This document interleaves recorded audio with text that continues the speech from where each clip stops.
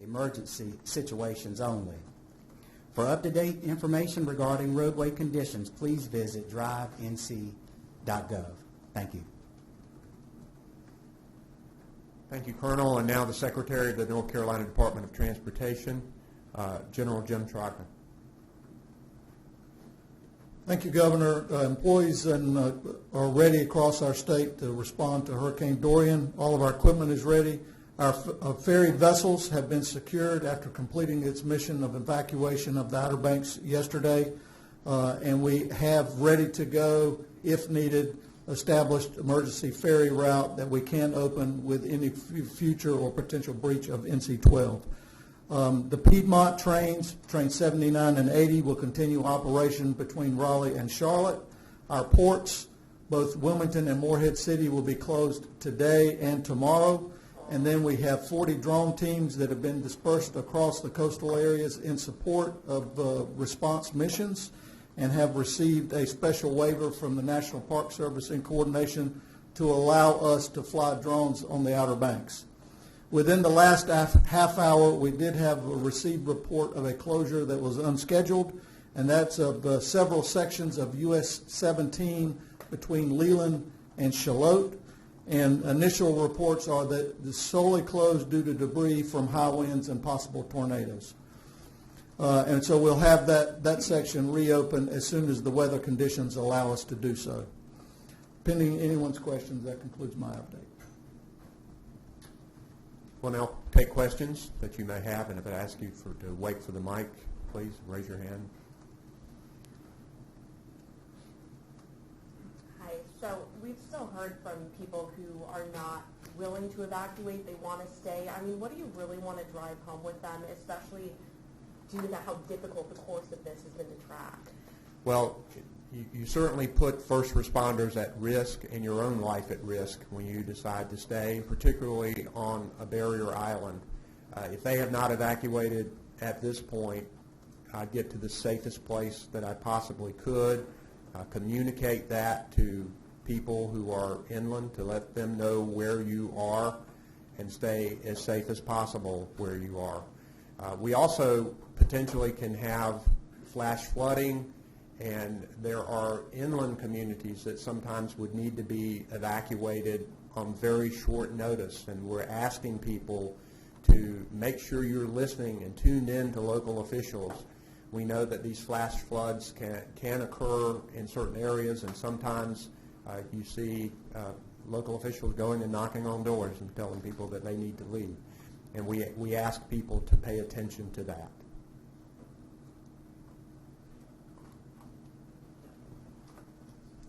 I think this is for Secretary Trotman. Last year we saw pretty historic monumental flooding at roads and highways, obviously I-40 and 95. I mean, what is your expectation based on what weather people have told you and what your engineers have told you about the expectations of what we could see in terms of road closings? I think people who just moved to North Carolina last year would think that might be the norm during a hurricane. I wonder if you could just discuss that. Fortunately, we don't anticipate today the same volume of water that we saw for Hurricane Florence and Michael. However, in specific locations, based on the increased projections of flash flooding that we've just gotten in the last, in the last update, there's possible locations that we could see significant flash flooding, impacts to roads, rapidly deteriorating conditions from, one part of the day to the next. So we're fully prepared to respond to that.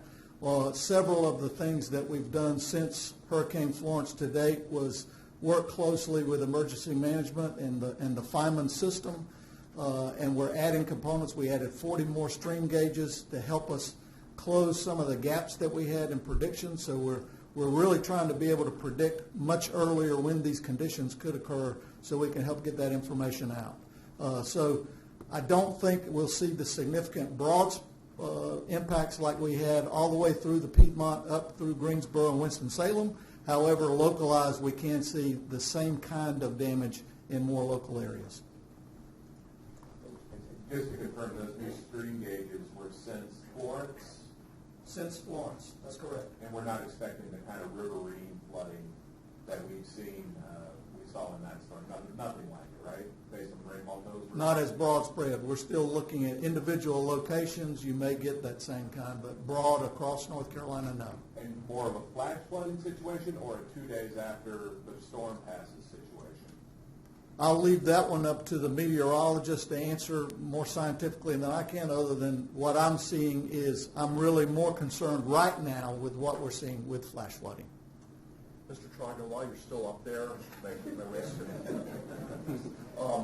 but can you explain to people what drones can do during a situation, why they're valuable in this circumstance? Really compresses time. So, for example, if we have an isolated location that's damaged, once we're able to see it visually with a drone, we know not that it's just damaged and closed, what was impacted, how large it is, better estimates, what materials we'll need, how much trucks, vehicle support, equipment we'll need to get that repaired faster. So it really helps us shrink that time from damage, assessment, response, and recovery much, much more compressed. We do not expect as much riverine flooding from Hurricane Dorian as we had from Hurricane Florence or from Matthew, but people can go and look at river gauges that are near their area at fiman.org or .com. Fiman.nc.gov. Fiman.nc.gov, and that's F-I-M-A-N. Yes, Jeff? Governor, if you would, you mentioned, I believe, 50 shelters, about 1,000 people in those shelters right now. What can you share with us about capacity? Are they close to being capacity, and are there plans for other shelters? I do not believe that they are even close to being at capacity, but I'll let Mike take that. So that's correct. They're not close to being at capacity. We first used smaller shelters throughout the counties. We have a state shelter over in Durham, which is not close to capacity. But we are trying to look into the future to see what we might have to do as the event unfolds. We want to be well prepared. But for instance, Dare County has some of the population is evacuated to Nash County and things like that. And also many of the counties have also stood up their own shelters.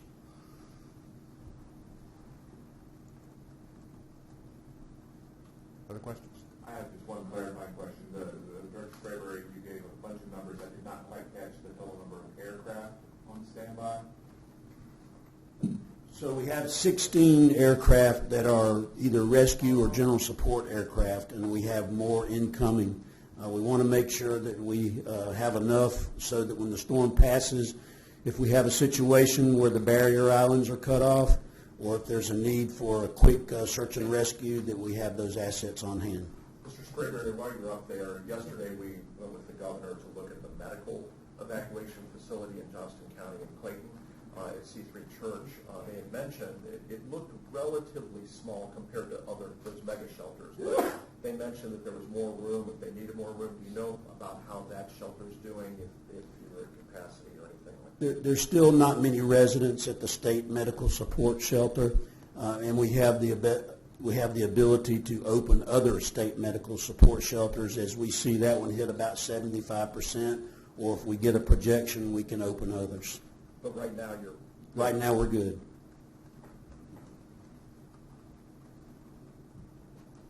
Okay, we will likely be back at 4 p.m., guys. Is that right? 4 p.m. for another briefing. Thank you very much.